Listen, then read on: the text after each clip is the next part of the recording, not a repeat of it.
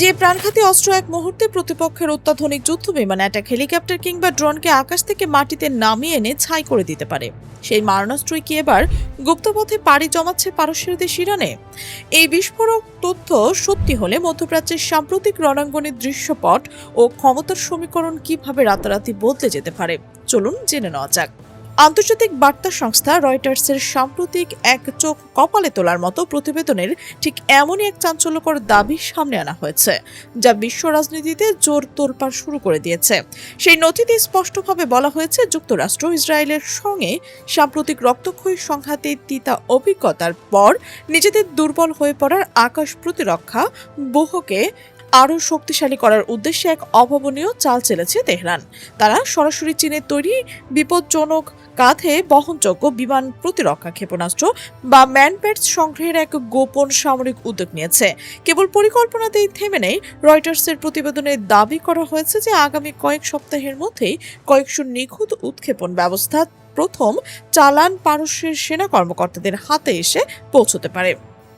আন্তর্জাতিক নিরাপত্তা বিশ্লেষকদের মনে এখন একটাই প্রশ্ন, আসলে কি এই ম্যানপ্যাডস, আর কেনই বা এই অতি ক্ষুদ্র অস্ত্রটিকে আধুনিক যুদ্ধের ময়দানের এক সম্ভাব্য এবং নিশ্চিত গেম চেঞ্জার হিসেবে অভিহিত করা হচ্ছে। সহজ ভাষায় ব্যাখ্যা করলে ম্যানপ্যাডস বা man portable air defence system হলো এমন এক ধরনের কাঁধে বহনযোগ্য মারাত্মক ক্ষেপণাস্ত্র যা অতি দুর্গম পাহাড়ি অঞ্চলেও একজন সাধারণ পদাতিক সৈন্য নিজের কাঁধে চেপে ধরে মাত্র কয়েক সেকেন্ডের মধ্যে আকাশে ফায়ার করে দিতে পারে। আকাশে চক্কর দেওয়া প্রতিরক্ষা, যে কোনো যুদ্ধ বিমান, অতর্কিত আক্রমণকারী হেলিকপ্টার কিংবা নিচু দিয়ে নিঃশব্দে উড়ে আসা ড্রোন, সবই অত্যন্ত সহজ উপায়ে এর নিখুঁত লক্ষ্যবস্তু হতে পারে।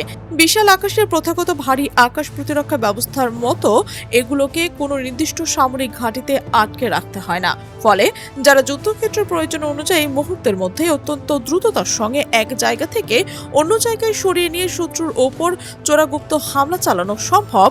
আর এই অসাধারণ এবং অপ্রতিরোধ্য বৈশিষ্ট্যের কারণেই বৈশ্বিক সামরিক বিশ্লেষকদের কাছে এটি একটি চরম কার্যকর এবং আতঙ্কের নাম।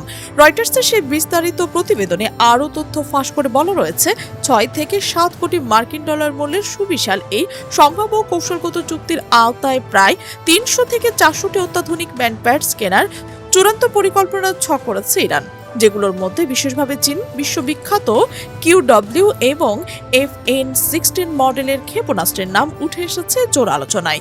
এই অতি স্পর্শকাতর লেনদেনকে আন্তর্জাতিক গোয়েন্দাদের নজর থেকে আড়াল রাখতে হংকং ভিত্তিক একটি প্রভাবশালী বাণিজ্যিক প্রতিষ্ঠান পুরো প্রক্রিয়ার মূল মধ্যস্থতাকারী গুরুত্বপূর্ণ ভূমিকা পালন করছে বলেও নথিতে চাঞ্চল্যকরভাবে উল্লেখ করা হয়েছে। কিন্তু আসল রহস্যের জায়গা হলো, ইরান কেন হঠাৎ করেই এই ধরনের স্বল্প পাল্লার ব্যক্তিগত অস্ত্রের পেছনে এত বিপুল পরিমাণ অর্থ ঢালতে গেল?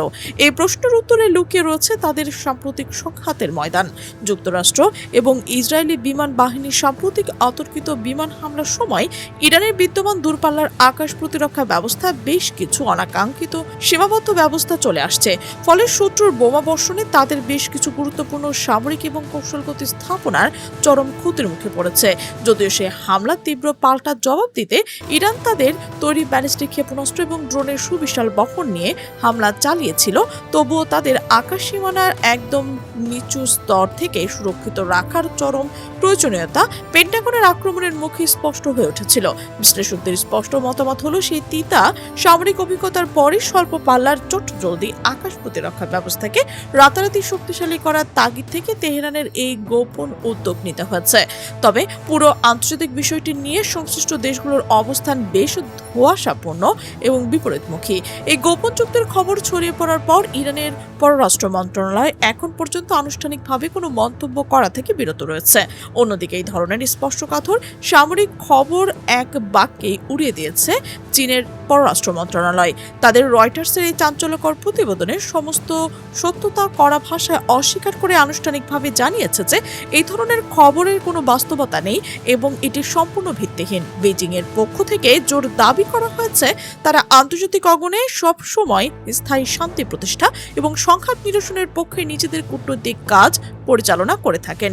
এদিকে বিভিন্ন আন্তর্জাতিক গণমাধ্যম এবং নিরাপত্তা বিষয়ক বিশ্লেষণে দাবি করা হয়েছে যে সম্ভাব্য কোনো সামরিক সরঞ্জাম স্থানান্তরের ক্ষেত্রে পশ্চিমা চীনের উড়ুমুখী অঞ্চল থেকে আকাশপথে পাকিস্তান হয়ে ইরানের পৌঁছানোর একটি সম্ভাব্য রুট নিয়ে আলোচনা হয়েছে। তবে এই ধরনের তথ্যের বেশিরভাগ প্রকাশিত বিশ্লেষণ গোয়েন্দা সূত্র দাবি বা অজ্ঞাত সূত্রভিত্তিক প্রতিবেদনের উপর নির্ভরশীল। সংশ্লিষ্ট দেশগুলোর পক্ষ থেকে এমন কোনো পরিকল্পনা আনুষ্ঠানিকভাবে নিশ্চিত করা হয়নি। বিশ্লেষকদের মতে আন্তর্জাতিক অস্ত্র সরবরাহ, বিশেষ করে সংবেদনশীল সামরিক প্রযুক্তি স্থানান্তরের ক্ষেত্রে সম্ভাব্য রুট নিয়ে নানা ধরনের জল্পনা তৈরি হওয়া অস্বাভাবিক কিছু নয়। কিন্তু এসব তথ্যের সত্যতা যাচাই করা অত্যন্ত কঠিন, কারণ সংশ্লিষ্ট রাষ্ট্রগুলো সাধারণত এমন বিষয়ে প্রকাশ্যে মন্তব্য করতে চায় না। অন্যদিকে পাকিস্তানের আন্তঃবাহিনী জনসংযোগ পরিদপ্তরে এই ধরনের দাবিকে প্রকাশ্যে অস্বীকার করেছে এবং তাদের ভূখণ্ডকে কোনো গোপন সামরিক পরিবহন করিডোর হিসেবে ব্যবহারের অভিযোগ প্রত্যাখ্যান করেছে। ফলে বর্তমান বিষয়টি একদিকে বিভিন্ন আন্তর্জাতিক প্রতিবেদনের দাবি, অন্যদিকে সংশ্লিষ্ট পদগুলোর আনুষ্ঠানিক অস্বীকৃতির মাধ্যমে সীমাবদ্ধ রয়েছে। সামরিক বিশ্লেষকদের মতে ভবিষ্যতে নির্ভরযোগ্য স্যাটেলাইট চিত্র, কাস্টমস রেকর্ড, সরকারি নথি এবং স্বাধীন আন্তর্জাতিক তদন্তের নতুন তথ্য সামনে এলে তবে এই ধরনের দাবির বাস্তবতা আরও পরিষ্কারভাবে মূল্যায়ন করা সম্ভব।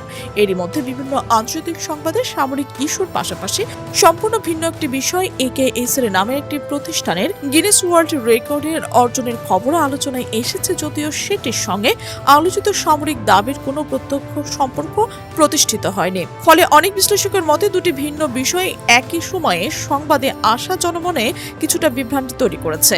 সামগ্রিকভাবে দেখা যায় চীন ও ইরানের সম্ভাব্য প্রতিরক্ষা সহযোগিতা, সম্ভাব্য অস্ত্র চুক্তির পরিধি, সরঞ্জাম সরবরাহ সময়সূচি কিংবা আলোচিত $1 বিলিয়ন সমঝোতা বাস্তবে কার্যকর হবে কিনা এসব প্রশ্নের নির্ভরযোগ্য এবং স্বাধীনভাবে যাচাই করার উত্তর এখনো প্রকাশ্যে আসেনি।